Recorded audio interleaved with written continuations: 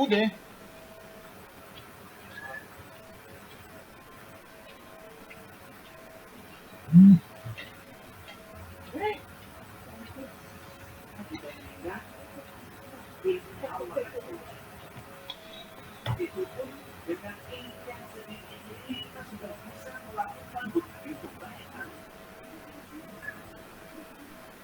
Ini baru laki.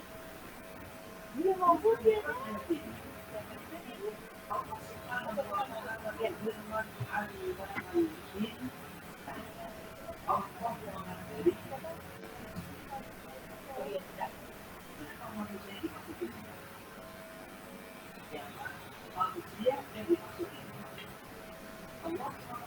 Jangan ikutnya dengan itu ya.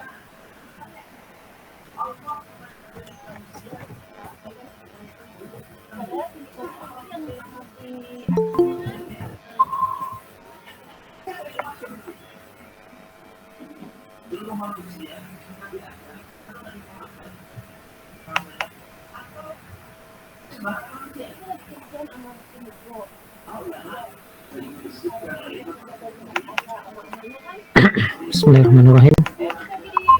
Assalamualaikum warahmatullahi wabarakatuh. Waalaikumsalam warahmatullahi wabarakatuh. Innal hamdalillah nahmaduhu wa nasta'inuhu wa nastaghfiruh wa na'udzu billahi min shururi anfusina wa min sayyiati a'malina. May yahdihillahu fala mudilla lahu wa may yudlil fala hadiya lahu. Asyhadu an la ilaha illallah wahdahu la syarika lahu wa asyhadu anna Muhammadan 'abduhu wa rasuluhu la nabiyya ba'dah. Allahumma shalli wa sallim ala sayyidina Muhammadin wa ala ali sayyidina Muhammad. وقال الله تعالى في كتابه الكريم أعوذ بالله من الشيطان الرجيم آمن الرسول بما أنزل إليه من ربه والمؤمنون كل آمن بالله وملائكته وكتبه ورسله لا نفرق بين أحد من رسله وقالوا سمعنا وأطعنا غفرانك ربنا وإليك المصير. Sadaqallahul azim wa sadaqa rasuluhun nabiyul habibul karim wa nahnu ala dzalika minasyahidin wa syakirin walhamdulillahi rabbil alamin amma ba'd. Alhamdulillah, segala puja dan puji bagi Allah Subhanahu wa taala yang telah memberikan nikmat karunia kepada kita sekalian sehingga pada siang hari ini kita bisa sama-sama berkumpul di ruang virtual ini. Mudah-mudahan pertemuan kita ini akan mendapatkan berkat rahmat ridho dari Allah Subhanahu wa taala dan akan dicatat oleh Allah sebagai bagian dari amal kebaikan kita sehingga akan berberat timbangan amal kebaikan kita di akhirat kelak. Salawat serta salam semoga selalu tercurah limpahkan kepada Nabi besar Muhammad sallallahu alaihi wasallam, pada para keluarga, para sahabat dan para pengikutnya yang setia hingga akhir zaman. Dan mari sama-sama bermohon pada Allah Subhanahu wa taala mudah-mudahan kita akan dicatat oleh Allah Subhanahu wa taala sebagai bagian dari pengikut Rasulullah sallallahu alaihi wasallam sehingga berhak untuk mendapatkan syafaatnya di hari kiamat kelak. Mari sama-sama kita mulai pertemuan pada siang hari ini dengan membaca basmalah. Bismillahirrahmanirrahim. Bismillahirrahmanirrahim. Alhamdulillah, pada pertemuan yang kemarin kita sudah sama-sama mendengarkan tentang kitab-kitab Allah Subhanahu wa taala yang diturunkan untuk menjadi petunjuk bagi manusia. Di antaranya ada yang namanya kitab Zabur, ada namanya kitab Taurat, ada Injil, dan yang kita pegang sekarang itu adalah kitab Al-Qur'an. Dan masing-masing kitab ini memiliki persamaan, di antaranya semuanya sama-sama berasal dari Allah Subhanahu wa taala. Yakin karena Allah yang memberitahu, termasuk juga suhuf-suhuf. Di antaranya suhuf Ibrahim, terus ada suhuf yang diturunkan kepada Nabi Adam, Nabi Sis, dan Nabi Idris.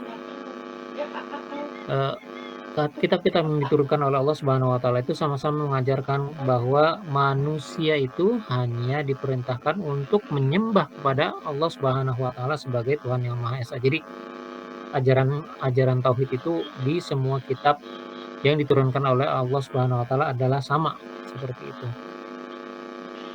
Kemudian di dalamnya juga ada berbagai nasihat, hikmah, ada larangan, ada perintah ya, yang berarti menjadi syariat bagi masing-masing umat yang diturunkan kepada mereka kitab-kitab itu.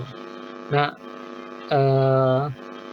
yang perlu kita perhatikan adalah ada beberapa perbedaan yang diantaranya perbedaan itu kemudian menjadi perbedaan yang abadi, yang sampai sekarang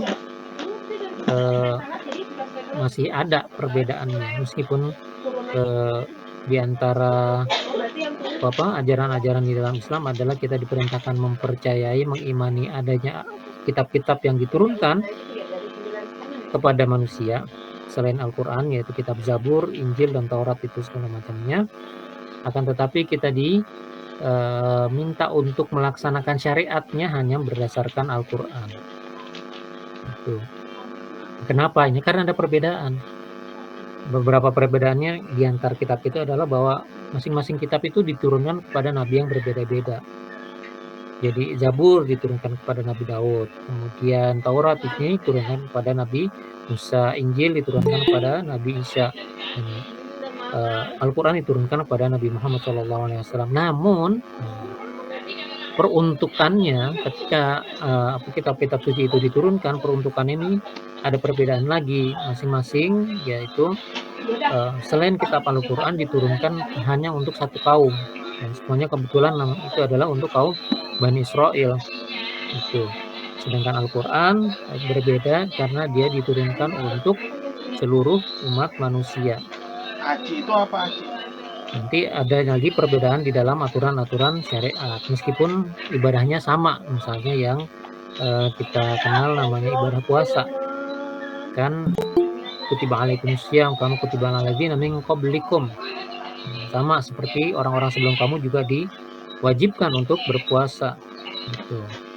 Dan tetapi bagaimana cara berpuasanya mereka itu berbeda dengan cara berpuasanya kita. Nah, diantaranya yang di dalam hadis Nabi disebutkan, diantaranya untuk membedakan antara puasa kita dengan puasa orang-orang yang terdahulu diperintahkan untuk makan sahur.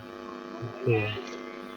Yang diantaranya berbeda di dalam syariat itu adalah seperti itu. Nah, yang paling penting adalah ketika masing-masing kitab suci itu diturunkan, nah itu kan asli kan, datang dari Allah Subhanahu wa Ta'ala, kitabnya asli pada waktu itu. Nah, sekarang itu yang dikatakan sekarang sudah tidak asli sebagaimana ketika kitab itu diturunkan, kecuali Al-Quran. Jadi ini adalah permasalahan otentisitas, keotentikan masing-masing kitab suci. Ya, kitab suci yang lain itu sudah tidak otentik, sudah nggak asli lagi. Hanya Al-Quran yang masih asli. Nah, karena Allah Subhanahu wa Ta'ala yang langsung menjaganya, inna nahnu nazzalna dzikra wa inna lahu lahafidun. Allah yang menurunkan Al-Quran dan Allah yang akan menjaganya. Nah, ini yang kemudian melahirkan yang namanya penyimpangan-penyimpangan pada kitab-kitab samawi. Jadi kitab-kitab sebelum Al-Quran mengalami penyimpangan-penyimpangan, mengalami perubahan-perubahan di dalam isinya karena berbagai macam faktor itu gitu. Di antaranya adalah yang paling utama tidak ada penjagaan dari Allah Subhanahu wa Ta'ala yang khusus buat mereka. Kitab-kitab itu yang dijaga khusus itu adalah Al-Quran.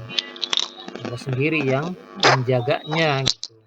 Kalau yang lain-lain itu tidak langsung dijaga oleh Allah Subhanahu wa Ta'ala. Jadi yang menjaga cuma sebagian orang yang kadang malah mereka berusaha menjaganya dengan menuliskannya kembali. Nah, ketika menuliskannya kembali itu terjadi penyimpangan-penyimpangan yang sadar atau tidak sadar mereka lakukan,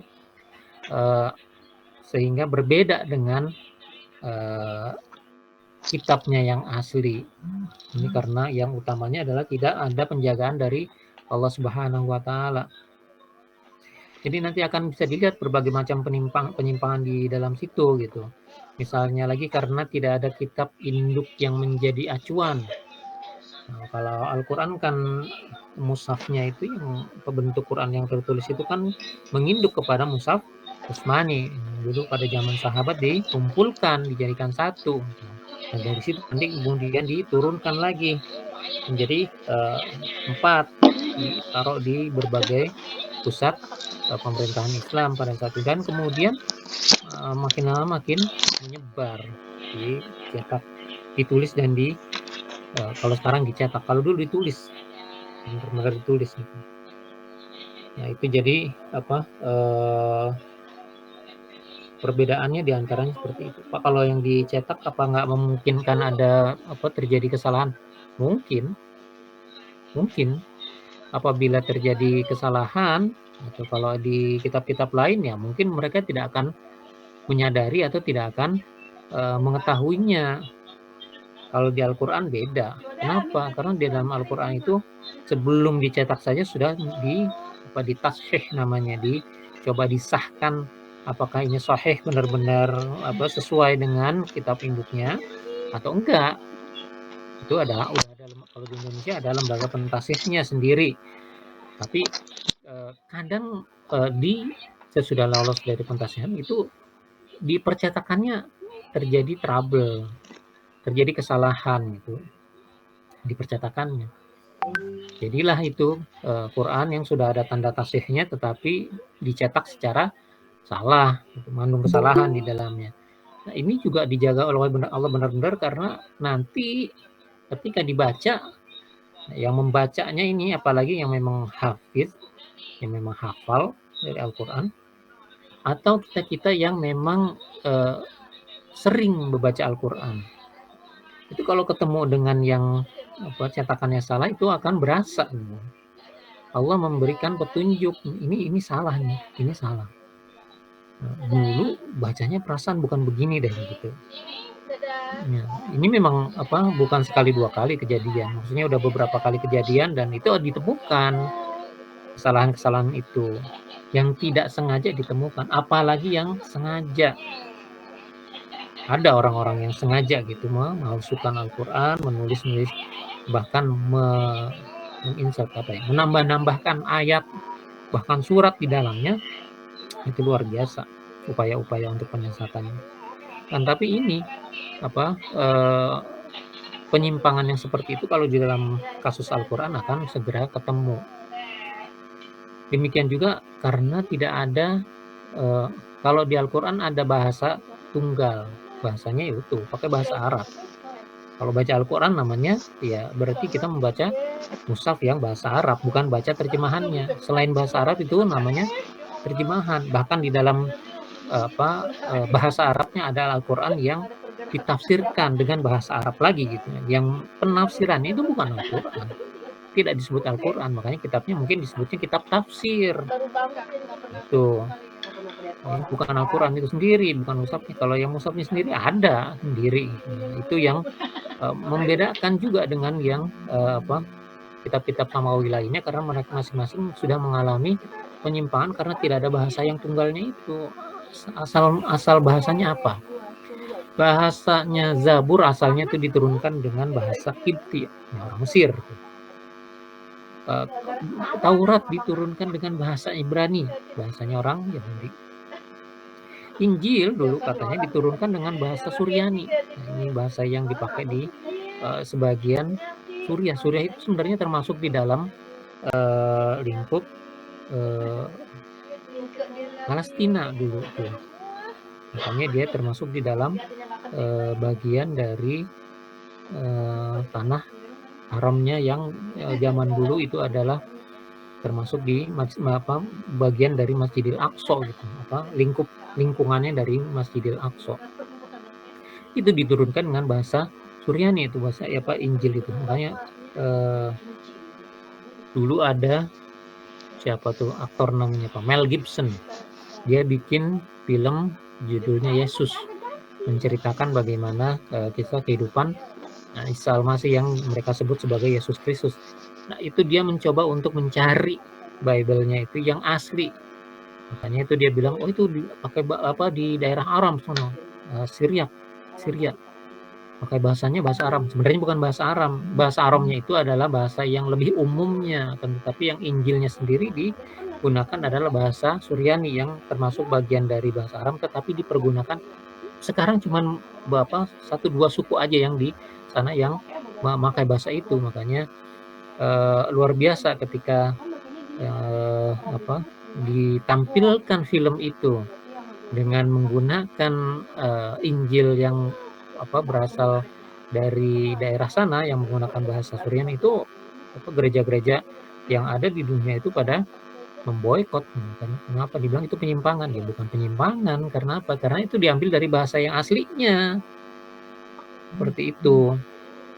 Hanya ini adalah sesuatu yang luar biasa yang bisa kita lihat ketika ada orang sekarang itu melihat kitab sucinya. Nah, kalau yang namanya Al-Quran, apa yang kita lihat, kita baca sekarang itu sama dengan apa yang dibaca oleh para sahabat dulu.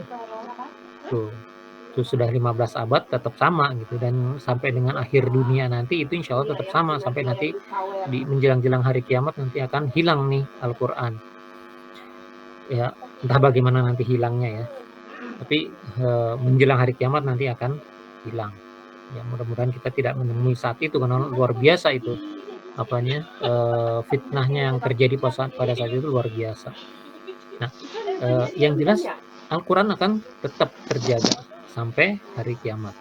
Yang lain-lain, ya itu yang tidak terjaga. Makanya ketika orang-orang di luar Islam, terutama di kalangan orang Nasrani, itu mereka melihat kalau di dalam ayat-ayat di dalam kitab sucinya itu sering ditemukan kontradiksi antar ayat. Itu bukan hanya perbedaan tapi kontradiksi, kan? Itu berbagai macam hal yang tidak bisa dijelaskan. Makanya di dalam gereja yang memegang Alkitab, Injil itu ada yang namanya dogma.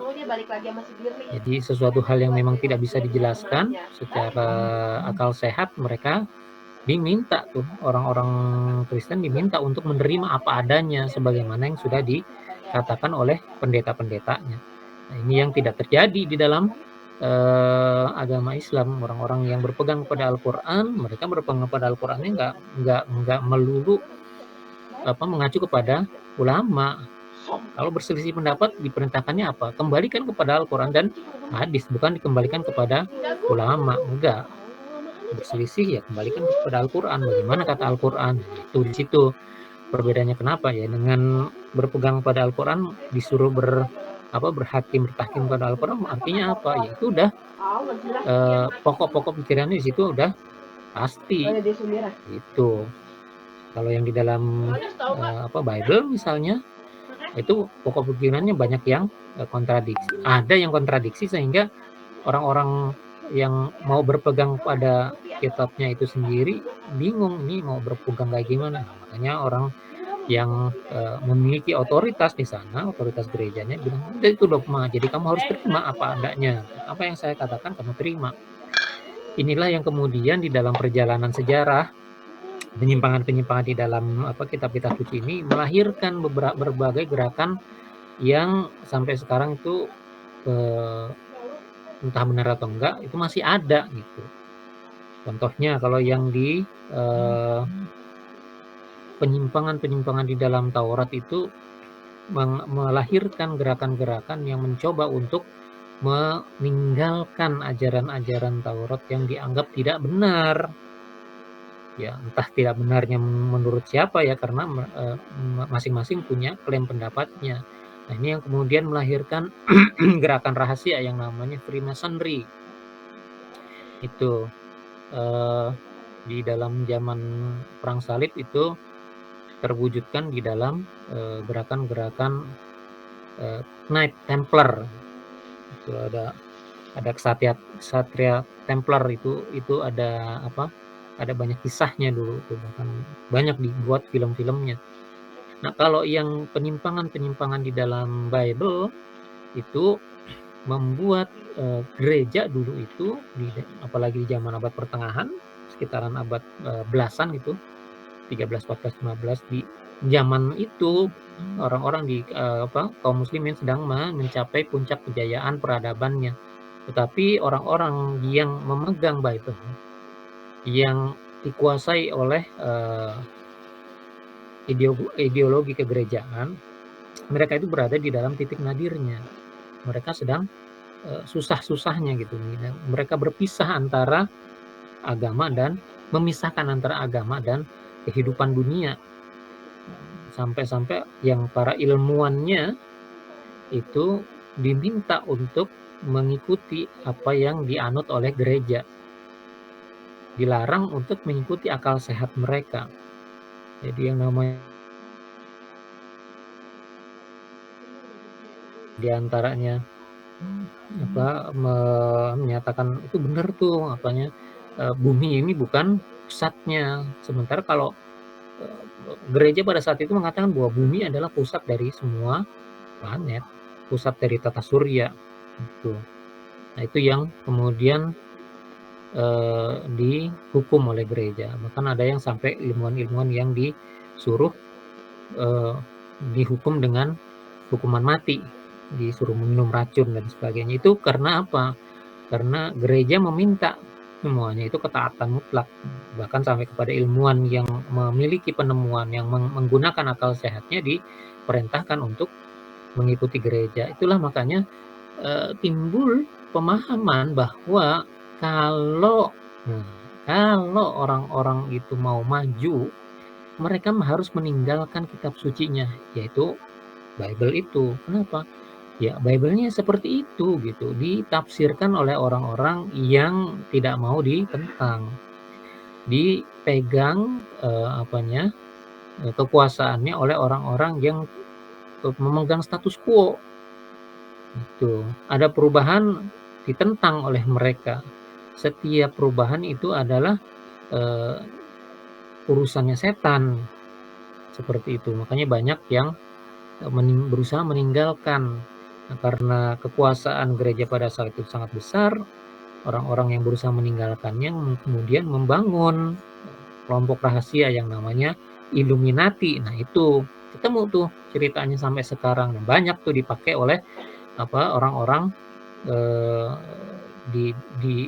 yang ngarang buku, yang bikin film segala macam, itu laku tuh kisah-kisah tentang Ksatria Templar, tentang Freemasonry, tentang Illuminati, itu semuanya banyak diangkat di dalam ini. Kenapa? Karena memang tampilannya seperti antara ada dan tiada gitu. Ini yang jelas buat kita yang perlu diperhatikan adalah asal muasalnya mereka timbul itu adalah karena ketidakpuasan mereka terhadap kitab sucinya. Nah, yang belakangan ini timbul sesudah tahun 70-an ke sini adalah berusaha untuk memperbaiki pandangan tentang kitab sucinya, terutama yang namanya Bible itu. Mereka berusaha mereorientasi penafsiran atau pembacaan terhadap Bible yang kemudian mereka mengatakan harus ditafsirkan text by text. Nah, itu yang kemudian nanti akan melahirkan cara-cara penafsiran baru terhadap kitab suci mereka yang namanya pakai HH itu tuh. Itu yang dicoba untuk diterapkan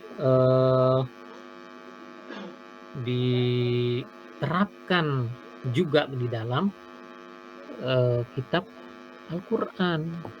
Nah, ini yang sangat-sangat berbahaya gitu. Karena apa ya? Karena Al-Quran menafsirkannya nggak bisa disesuaikan dengan penafsiran yang dilakukan terhadap kitab-kitab suci yang lain. Kitab suci yang lain itu nggak mau ditafsirin kayak gimana pun ya, karena memang udah penyimpangan di dalamnya ya seperti itu gitu. Akan susah gitu menafsirkannya supaya ini jadi benar gitu. Ini jadi sesuai gitu sama kemajuan ilmu pengetahuan. Susah. Ya kalau Al-Quran kan memang dari dulunya memang udah terjaga. Bahkan kalau mau dilihat teknologi-teknologi yang ada di dalam, yang diceritakan di dalam Al-Quran itu adalah teknologi yang sudah sedemikian tinggi, maju banget gitu, yang sampai kalau teknologi yang sekarang yang diukur untuk mengukur teknologi itu nggak bisa, masih belum bisa, belum nyandak gitu, belum nyampe gitu. Kayak ceritanya ketika singgasana Ratu Bilqis mau dipindahkan kan ditanya dulu kan siapa yang bisa memindahkan, kan jin yang pertama memindahkan, yang bilang kan menyanggupi, ya Sulaiman, saya akan memindahkan sebelum Tuhan bangkit dari tempat duduk Tuhan. Jin bilang begitu. Tapi sesudahnya manusia ada yang bilang, ada seseorang yang memiliki ilmu, dia bilang, "Ya Sulaiman, saya akan memindahkan singgasana itu sebelum ini matanya berkedip." Gitu. Itu kan teknologi yang luar biasa gitu. Dan sekarang juga belum ada kayak gitu. Bahkan yang di Star Trek pun kalau kita mau ngelihat itu cara mereka teleportasi memindahkan orang itu ya perlu ada proses gitu selama beberapa detik dari satu tempat ke tempat lain gitu. Jauh lebih lama daripada mengedipkan mata. Itu sesuatu hal yang luar biasa yang ada di dalam Al-Qur'an. Kalau